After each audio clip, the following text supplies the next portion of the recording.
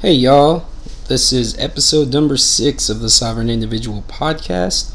I'm going to give a disclaimer. There is a bit of language, not nearly as much as during the Venezuela episode, but I get pretty heated at the end of the episode, so there's a bit of language throughout, so just fair warning.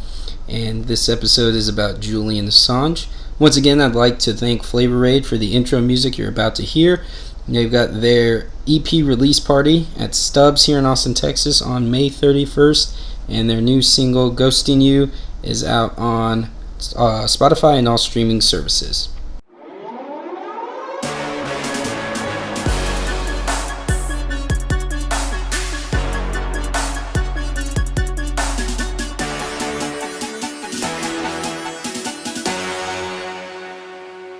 What's up, y'all? I am back. This is the Sovereign Individual podcast. My name is Eric Guerra, and thank you for your patience. Those of you, all 10 or so of you who are listening at this point, I appreciate it. It's been a busy time lately over here. It's the middle of the legislative session in the state of Texas, so that's been keeping me busy in quite a few different ways. And then this past weekend, I went to New York for WrestleMania, which was a blast as always. Such a good time, and also got an idea for an episode of the podcast that was planning on it being this, the 5th episode, but things happened this morning that changed that. So we'll be getting that podcast later on in the next couple days. But this morning, what many of us within the Liberty Movement felt was coming, feared was coming, but deep down knew was coming, occurred. Julian Assange, the co-founder or founder of WikiLeaks, was arrested in the Ecuadorian embassy in the United Kingdom. So I've had all day to digest this while I was at work, and the master started today, so that kind of offered a distraction as well. So I don't know that I'm going to be quite as angry as I would have been if I recorded this earlier on in the day. So hopefully the language won't be too bad. We'll see. So sorry in advance, Mom. But there's a lot to go over here, and I just kind of want to, get into the reasons why this is such a big deal, and why so many within the Liberty Movement are saying that he needs to be freed, and that the UK should not, under any circumstance, extradite him to the United States. And there's a lot to unpack here too. Being against him being extradited to the United States for exposing war crimes and corruption isn't the same as an endorsement of him or his character. I don't know him personally. I never met him, obviously, and I can't speak on the type of person that he is. I've heard from people that I follow that I deem to be reliable that he's a very pleasant person and a kind person. Specifically in regards to the releasing of the information that he released and knowing what that would bring upon him, he's a very brave person. He's a very strong person, having lived for 7 years in confinement within the Ecuadorian embassy, and by multiple accounts he was not treated very well there, which explains why he looked so disheveled this morning when they were taking him out.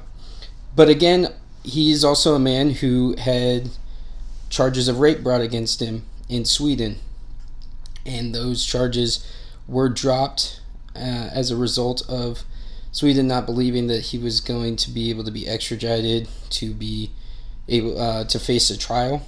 And it was not dropped due to lack of evidence. The Swedish statement on it was that they did believe that there was probable cause to go forth with a trial. So there's that looming over all of this, and that I've in interactions today, that's been something that's come up. I do absolutely 100% believe that he should stand trial for that, and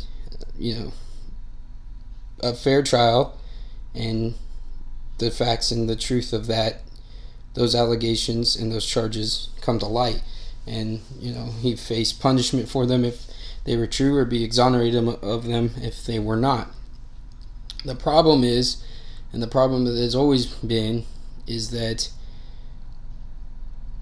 there was never going to be a situation in which he could face a trial in Sweden and then not be extradited to the United States to face a grand jury and be prosecuted for what he did to expose. Now, mind you, the people responsible for the crimes and corruption that he exposed are enjoying their lives quite nicely and enjoying their freedom quite nicely. But the man who exposed it and then Chelsea Manning have both suffered greatly, and both are now in custody. So there, in a later episode, I'm going to go over the sheer, I can't even, the sheer demonstrative idea behind a grand jury and how awful it is that we allow such a thing to occur in the United States. So that'll be a whole other episode at another time. So basically, that's where I stand on Julian Assange as a person. So moving forward, I would just like to remind people, I was told that I love Assange earlier today. I do not love Assange. I'm grateful for what he exposed and what he made the American people aware of.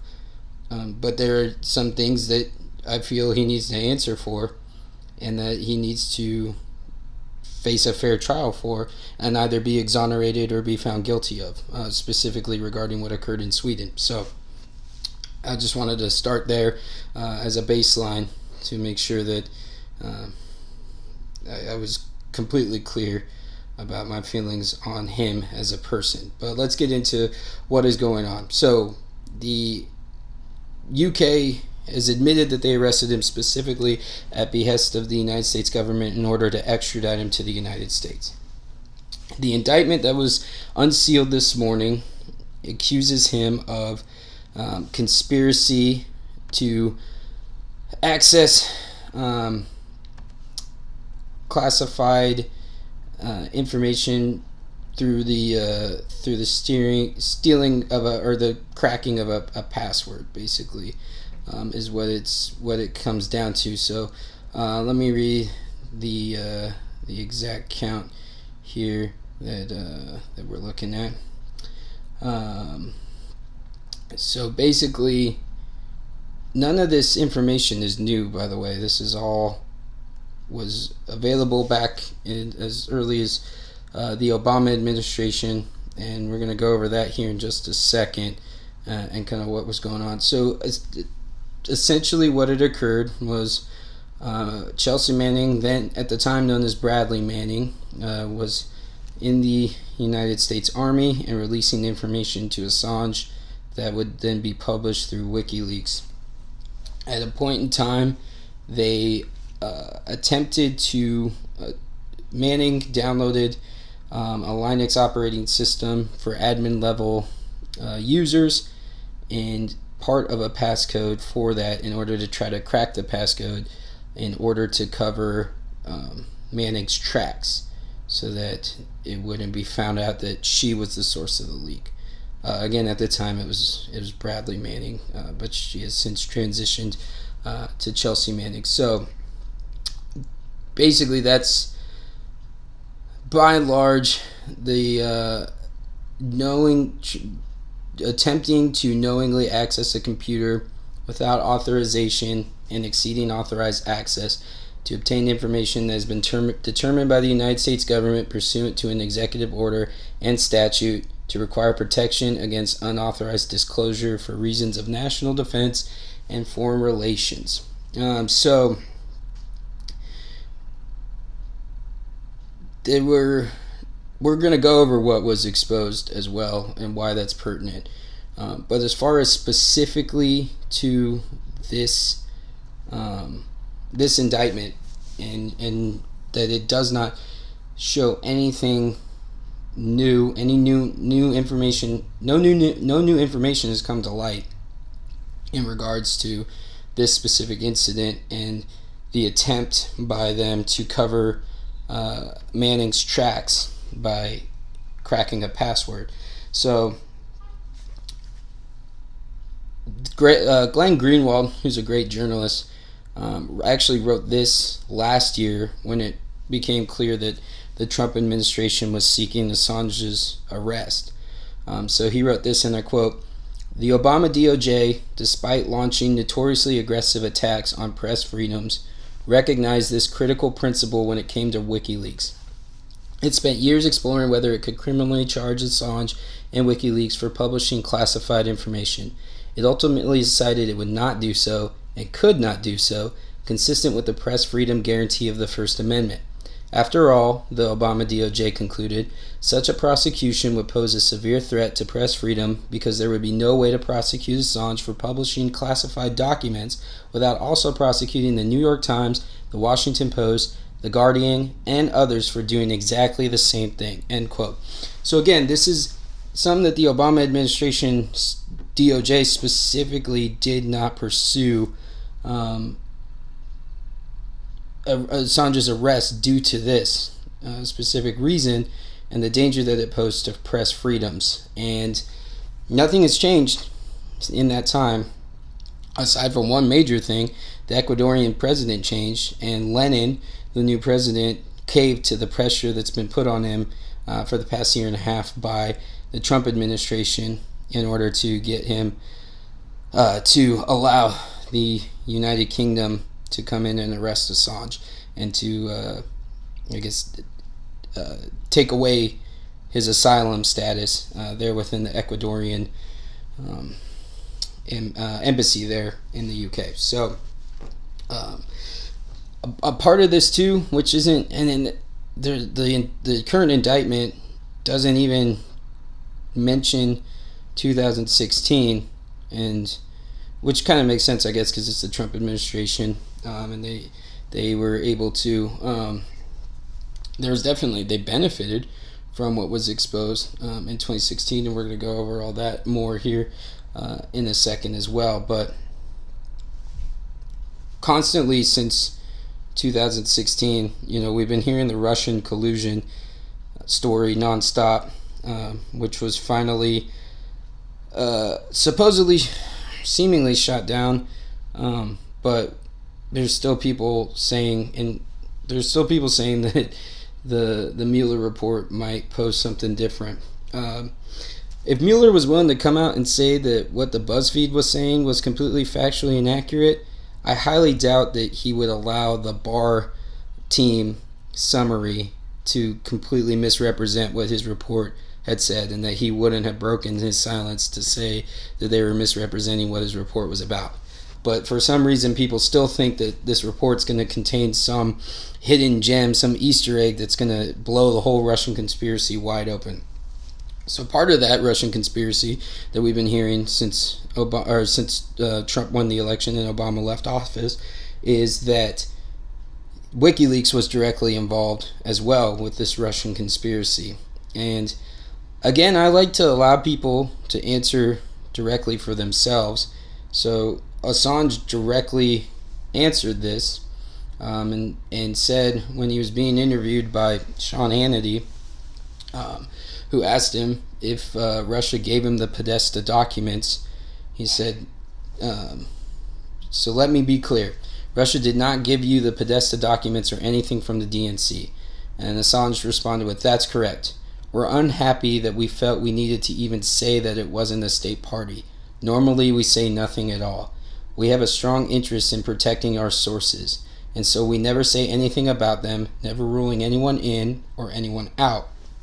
And so here, in order to prevent a distraction attack against our publications, we've had to come out and say, no, it's not a state party. Stop trying to distract in that way and pay attention to the content of the publication.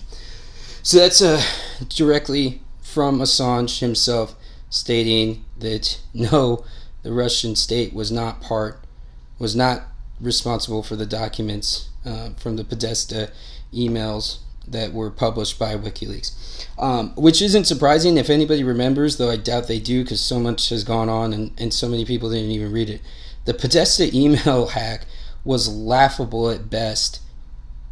I'm pretty sure there are 11 and 12-year-olds in the world right now that could have conducted that kind of hack. The essentially what happened with this hack that Podesta allowed is he received an email from a website pretending to be Google, so google.com, that was asking him to input his username and password, which he did. And mind you, this was just days after the Hillary Clinton campaign had a security briefing about and hired a security consulting firm in order to prevent leaks from occurring. So they just talked about this, and then Podesta 2 days later enters his information into some random email that he got, and then lo and behold, they were able to access and steal all those files. This guy was going to be the head of the NSA, by the way. So he was going to this was going to be the person responsible for cybersecurity in the United States, and he's putting in his info into a frickin' email.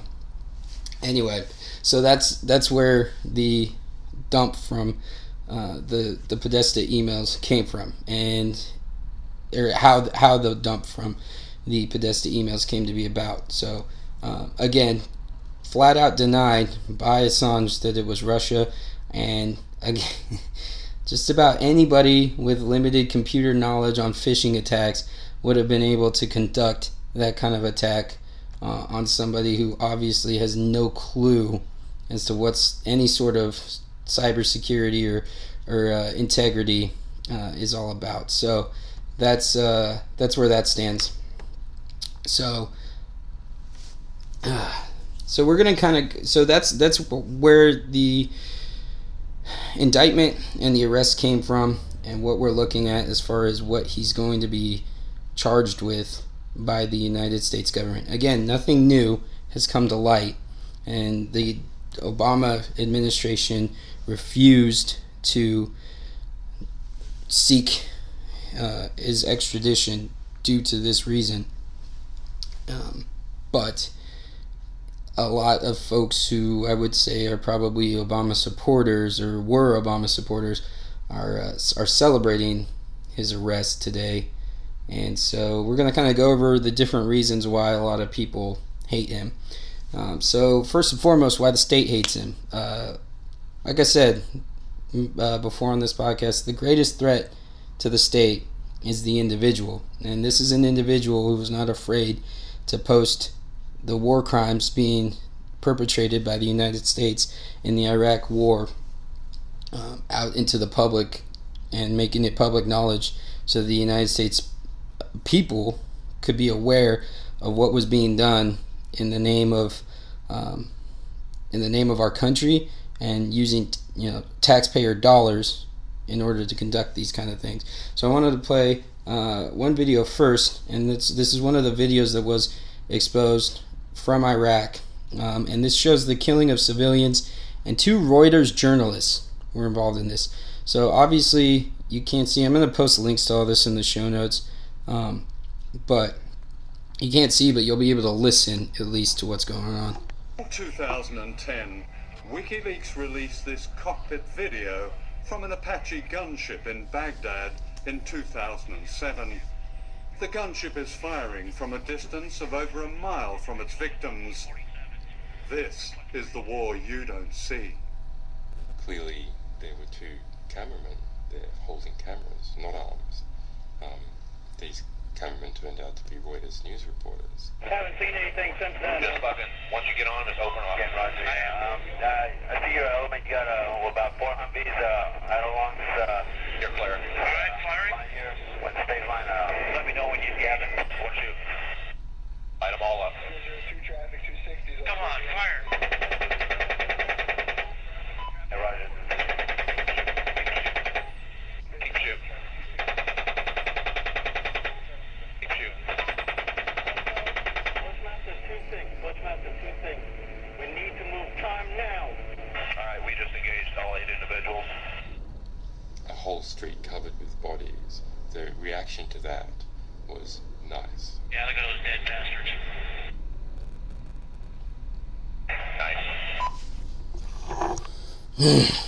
So, what you can see very clearly in the video is that they're all completely unarmed.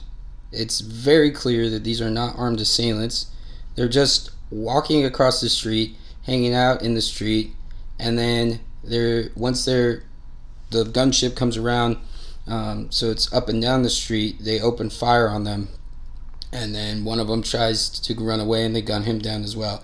And yeah, you just see bodies in the street and you hear that reaction of the individuals involved. So this is the kind of stuff that was being exposed by the WikiLeaks dump, and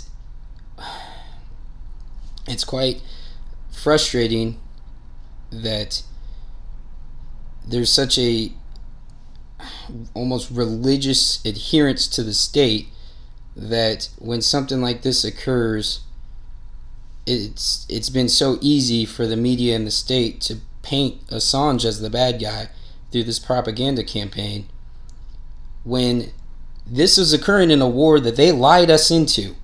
Both the media and the state lied us into this war, and now we've got these kind of atrocities going on, and when they're exposed, they go after the guy who exposed them.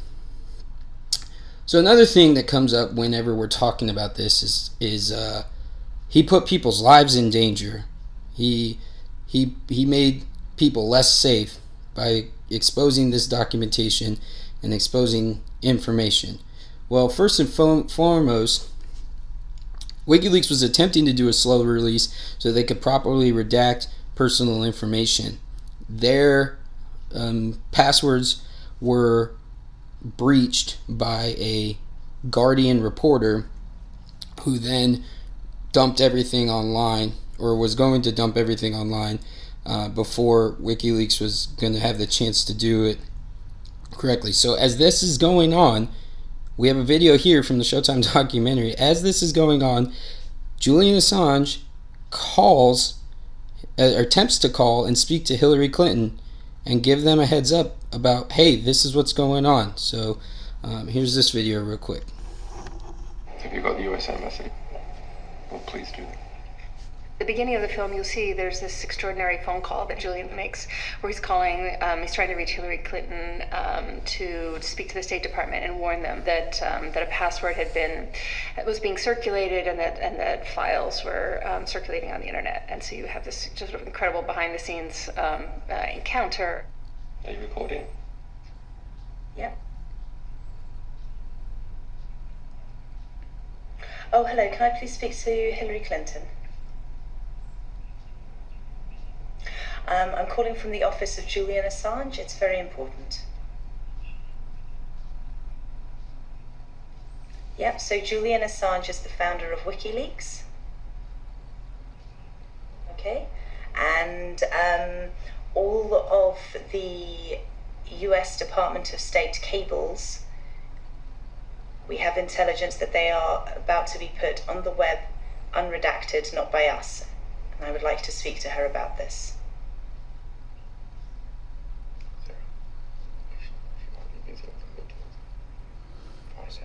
So then there's a little bit of back and forth, and then I'm going to skip ahead to when Julian gets on the phone. Just put him on. It's kind of like silent back and forth between him and his assistant, and then the people on the other end are basically saying, can we call you back? And they say, no, we'll just hold while y'all do whatever it is you need to do. This is an emergency. Who is he? Who is he? Hello? G'day, Chad. This is Julian Assange. To try and to make it clear, we don't have a problem, you have a problem. And we are trying to help you solve your problem because we are indirectly connected to your problem. I would like to speak to the most senior person available who can execute an action quickly to send someone to location here in Norfolk.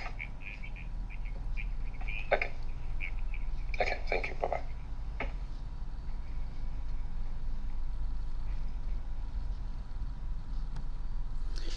So, sounds like he was really trying to put a lot of people in harm's way. Again, this is just kind of part of the smear campaign and the misinformation that's been spread about what went on. he attempted to reach out to the State Department to give them a heads up about what was going on, that their password had been compromised and that the files were being circulated and that they were going to be unredacted files that were circulating around. So, and then to follow up, there's, on that same note, he put people's lives in danger. People were harmed because of it. He has blood on his hand. This is from a Guardian article from 2000. Where's the date here? July 31st, 2013. This was during Chelsea Manning's trial at Fort Meade, again at the time known as Bradley Manning. And so there was a Pentagon review about what occurred and the fallout from the Manning release and the WikiLeaks release. And so I'm just going to quote from the article here. And so, quote, Brigadier General Robert Carr, a senior counterintelligence officer who headed the Information Review Task Force that investigated the impact of the WikiLeaks disclosures on behalf of the Defense Department, told a court at Fort Meade, Maryland, that they had uncovered no specific examples of anyone who had lost his or her life in reprisals that followed from the publication of the disclosures on the internet. I don't have a specific example, he said. It has been one of the main criticisms of the WikiLeaks publication that they put the lives at risk, particularly in Iran and Afghanistan. The admission by the Pentagon's chief investigator into the fallout from WikiLeaks that no such casualties were identified marks a significant undermining of such arguments, end quote. So again, this argument was being made and has been made for the entirety of the existence of WikiLeaks, yet no evidence and no such examples exist that any lives were lost as a result of the WikiLeaks dumps. All that was resulted from it was the exposures of war crimes committed and perpetrated during the Iraq War that we were lied into by the corporate media and by the CIA and by the state. That's what was exposed here. That's why the state is so vehemently going after Assange, because he exposed their lies and their crimes. And in the mind of the state, those who perpetrated those crimes on behest of the state aren't the ones responsible for them. The person who exposed it is the bad guy. So that's a general idea of why the state hates him, why the state is pursuing him with such vigor, because of what he exposed and because what he made the American people aware of. So let's get into why the corporate media hates him, aside from the fact that they operate as basically state propaganda in a lot of ways, and they will beat the drums of war when called upon, and they will lie to the American people when called upon. But another main thing as to why the media, the corporate media within the United States, doesn't like Assange is because he's better at their job. So let's just look at, this is an article put together by Glenn Greenwald, who we heard from earlier, who is awesome, and he put together this, and it's a list of what WikiLeaks revealed to the world in 2010. This article is from December 24, 2010. So there's a lot here. I'm not going to quite go over everything, but he did a great job of just putting together headlines from news sources that were publishing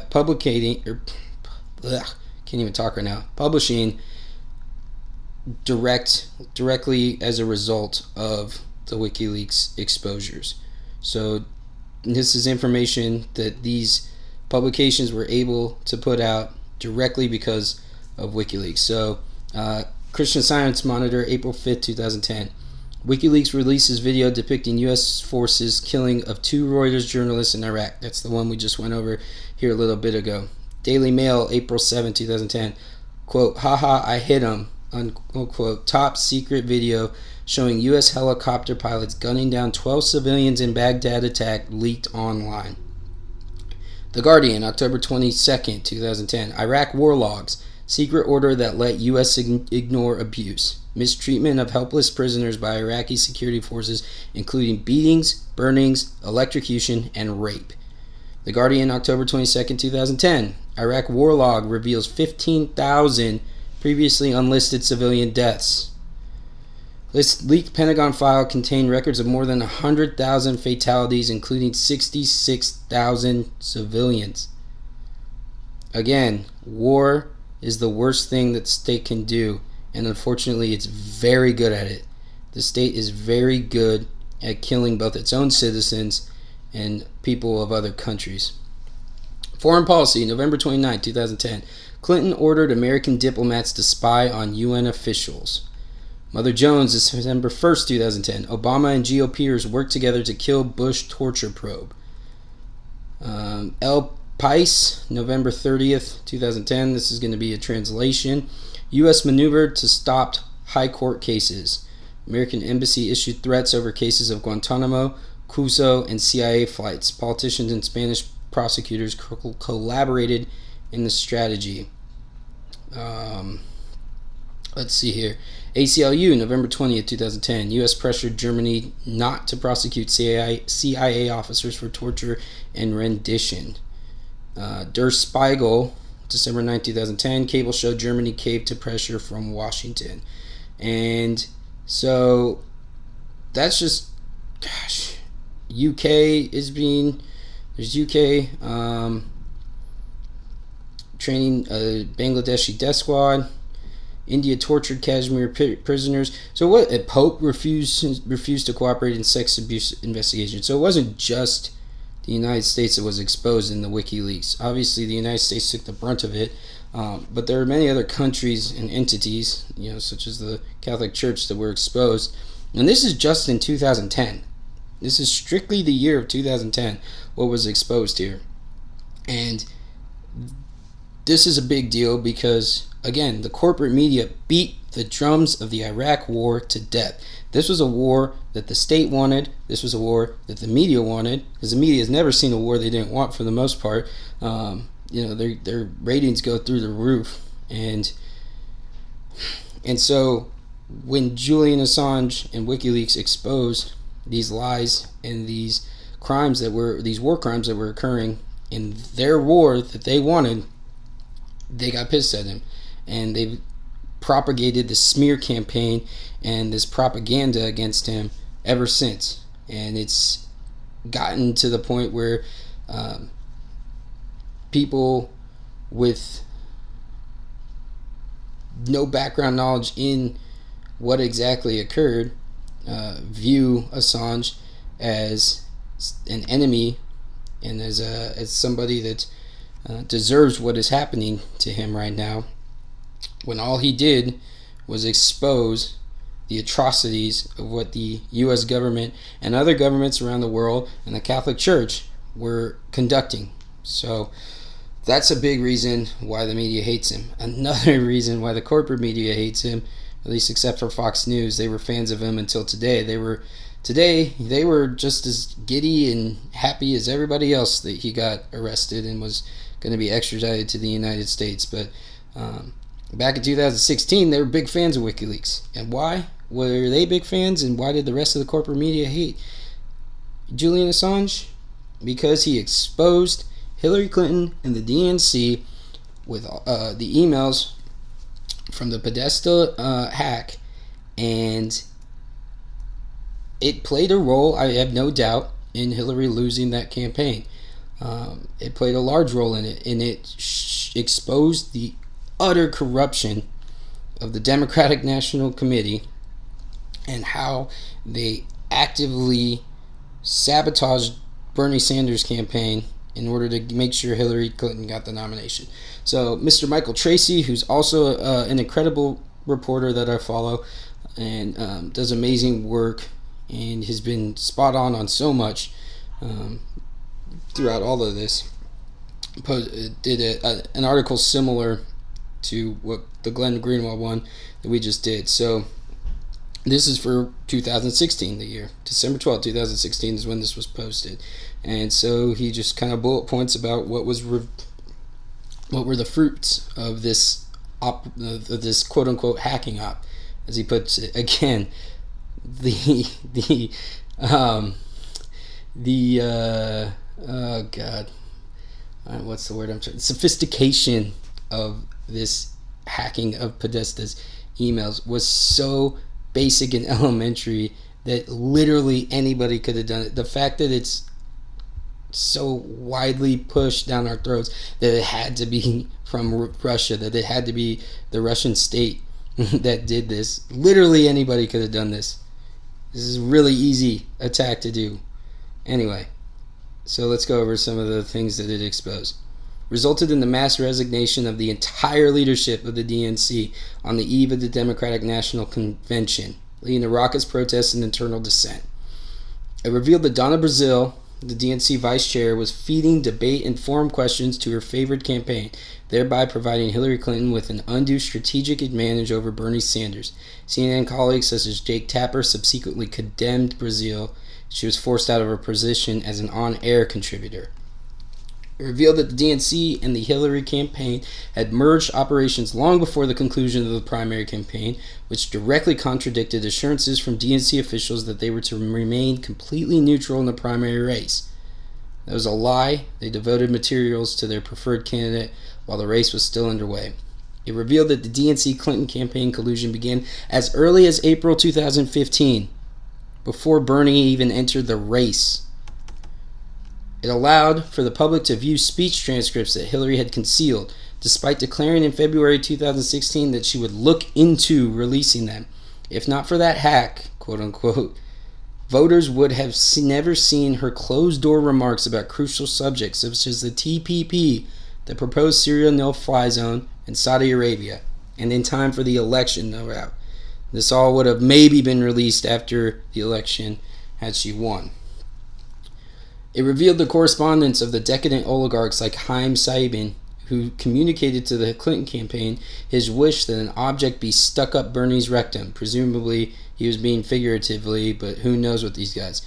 Again, Libya, sodomized Gaddafi to death in the middle of the street, so he could be pretty serious about that. It revealed that various ostensible concessions made to Bernie Sanders over the course of the platform drafting process were completely hollow and intended solely to placate disaffected Sanders voters. It revealed the true operations of the Clinton Foundation, which functioned as a political patronage machine for Bill and Hillary's lackeys, and which was used as a proxy to enrich the power couple, despite their longtime insistence that they never profited personally from its endeavors. That was a complete lie. Alright, let's see what else. Showed the Clintons lied about the nature of their underlings' employment at the State Department. High-ranking aides such as Cheryl Mills improperly performed work for the Clinton Foundation while simultaneously employed at the state. And it revealed that the highest-ranking officials at the DNC mused about spreading anti-Semitic innuendo to electorally damage Bernie Sanders in various southern state primaries. Isn't that interesting? The whole anti-Semitic thing's kind of a little bit of an issue in the Democratic Party right now, isn't it? It's maybe due to the fact that their leadership was musing about spreading anti-Semitic innuendo. Possibly, the head leading the body there, and in anything like this, leadership especially, the sentiments flow down, and the ideas flow down, and the beliefs flow down.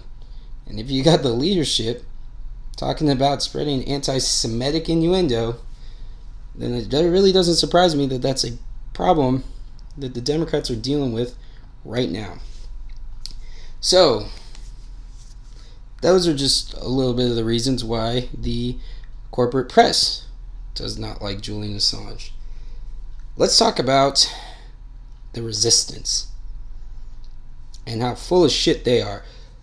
So for the entirety of the Trump administration, I've been hearing about how Trump is a fascist, Trump is a dictator, Trump is tyrannical, Trump is pure evil, Trump is Hitler reincarnated, Trump is racist, Trump is power hungry, Trump is trying to insert himself as an emperor or king of the United States, all these kinds of things. And then, of course, Trump is blatantly sowing dissent against the media and calling them the enemy of the people. And that is an attack on the First Amendment. And Trump should be ashamed of himself. And he is causing people to question the validity of our media, and that he is using such rhetoric that is so dangerous to the First Amendment and to the press and to the freedom of the press that's protected in the First Amendment. And so that's God, son of a, sorry, hold on, I don't know why that started earlier, stupid ad. Anyway, so I was kind of sorry if I seem distracted for the past 30 seconds or so. I was trying to get that to not do that, but obviously I failed. So we're learning here on this podcast. But yeah, so we've heard from the resistance about how much his rhetoric is dangerous and what kind of threat that it poses to our press and to the freedom of the press. And then this occurs. A legitimate attack on the freedom of press. A legitimate attack on somebody who exposed the crimes of the United States government and the corruption of the United States government and is now facing extradition to the United States to be tried by a grand jury. And if you believe that this charge for the attempt to hack into an administrative level operating system password, if you think that's going to be the extent of these charges, you haven't been paying attention. They are going to add charge after charge after charge on him as soon as they get him onto U.S. soil. They're going to try him with a grand jury so that his trial isn't going to be public, and then they're going to I have no doubt they're going to try everything they can to be able to have the death penalty, execution, be the punishment. At the very least, they're going to imprison him for life. And that's if I am being absolutely serious here. I will not be surprised for 1 second if Julian Assange, quote unquote, commits suicide. This is a prime candidate to be suicided, because this is not the kind of reminder that people want, or the state wants people reminded of, as to what he exposed. Although they've done a very good job with the propaganda machine of getting most people to dislike him, so maybe they won't try to suicide him, because they've succeeded in making a lot of people believe that he's the criminal in all this, and not the people who are perpetrating all this stuff that he did. Not these people who are still walking around freely after committing atrocities and war crimes in Iraq and committing corrupt abuse of power in order to give Hillary the campaign and the DNC. That's what really surprises me about all of this, is that nobody's talking about what was exposed. And what was exposed, the reason why Hillary lost wasn't because that Russia interfered and was able to cause all this crazy stuff. It's because she was a horrible person, and she's one of the worst people that has ever walked the face of the earth, and the DNC was exposed for purposely making sure that Bernie didn't get the nomination. People are like, oh, all the Bernie bros didn't vote for Hillary, and that's the reason we lost. Of course they didn't.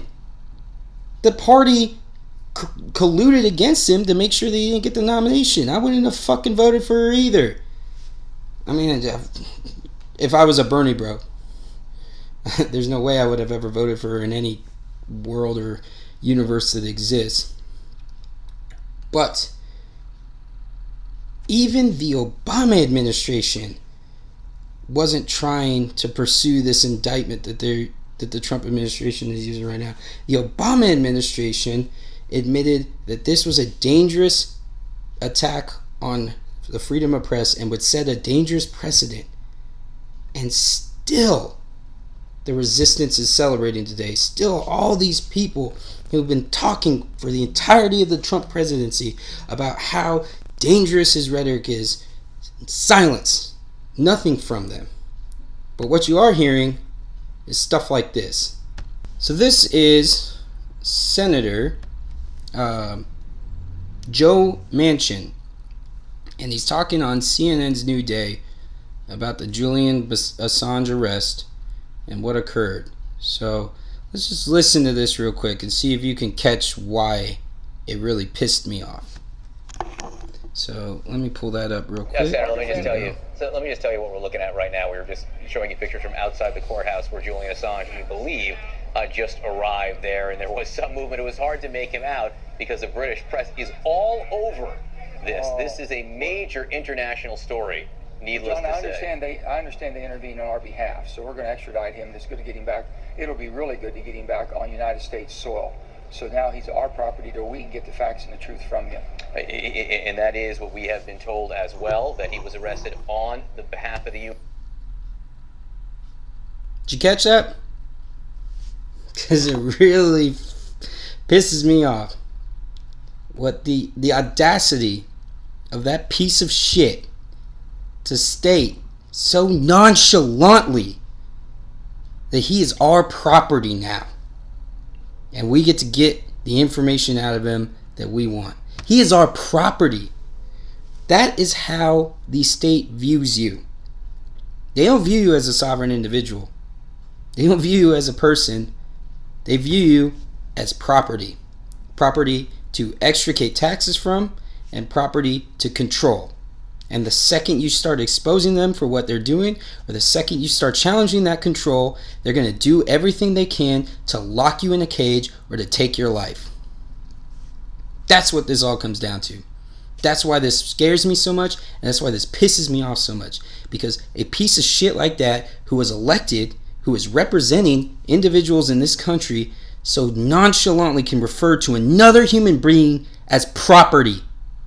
That's disgusting. Shame on you, Senator. God. That's what we're dealing with. That's why I started this podcast. That's why I want to try to explain the philosophy behind what I believe in. Because that's the thinking that scares me to death. And that's the thinking that I want to try to combat with my message. Property. That's what you are to them. So I wanted to thank a few defenders of Assange.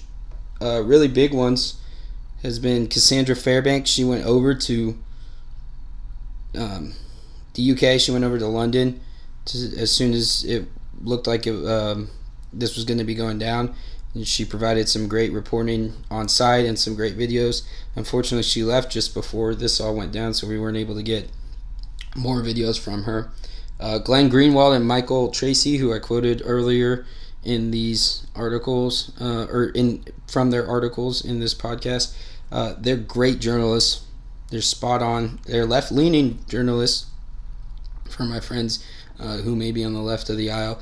But they're just incredibly honest, and they're incredibly fact-based, fact-driven, and they just tell it like it is, and they call bullshit out when they see bullshit, and they've been great on this as well. So I really appreciate what they're doing. Caitlin Johnstone, I don't know if I directly used a quote from her article earlier today, but she's been great on this as well, and just presenting why this is such a dangerous sentiment, why you don't have to like Julian Assange or think that he's a good person to be able to see where the danger in this lies. So she's been great on that as well. Alexandria Ocasio-Cortez has actually spoken. I don't think she posted anything directly herself, but she retweeted out a sentiment about this and what it's going to say about our country. And how we view the Constitution and the First Amendment. Nothing direct, but she at least expressed sentiment in that regard. Tulsi Gabbard was on CNN, the same network that posted this asshole referring to people as property, and she has equivocally stated that this is a statement by the government that if you don't follow our rules and you don't toe the line, we are going to punish you and come after you for it. So once again, I wish she wasn't so bad on so many social issues and domestic issues, because she, on some of these biggest, most important things, she is so right. So right. I'm glad she met the threshold to be on the debate stage. It's going to be good to have her voice in there in the Democratic primary debates. So thank you to all those people. Thanks again to you for listening to me rant and rave. This is the kind of stuff that I'm really passionate about. These are kind of the directly type of things that I want to try to combat in every way that I can and fight against in every way that I can, because things like this snowball, and then people like me are the type of people, dissenters, people that speak out against the government, are the kind that end up getting thrown in the gulag. So I want to do everything I can to prevent us from heading that way, and I want to challenge and critique the state on everything that they do, and especially the heinous and disgusting crimes that they commit and the corruption that they use in the pursuit of power, in the pursuit of warfare, in the pursuit of controlling the people. And so Assange exposed a lot of that, and WikiLeaks exposed a lot of that, and made the American people more aware of what was going on than they were previously. And I feel that needs to be protected, and the ability and the right to do that needs to be protected. So thanks again for listening. I'll have another episode out here pretty soon regarding the trip to New York and why I love the idea of privatizing stuff. So look forward to that one probably this weekend, maybe Sunday. I'll get it recorded and put out. So thanks again. This is The Sovereign Individual. And remember, you are a sovereign individual. You are not a piece of property. Thanks, y'all.